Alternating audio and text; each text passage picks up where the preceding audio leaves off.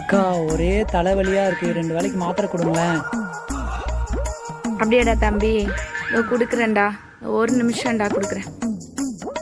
இந்தாடா, இதில் ஒரு மாத்திரை போட்டுக்கோடா, இதில் ஒரு மாத்திரையும் போட்டுக்கோடா. சரியா போயிடும்டா, தலைவலி சரியா போயிடும். ஓகேவாடா?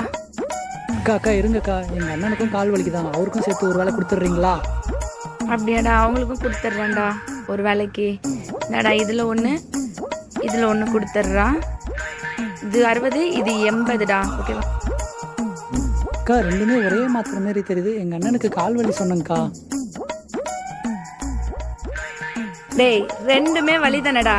140 ரூபா காசை கொடுத்துட்டு எடுத்துட்டு போடா மங்கி.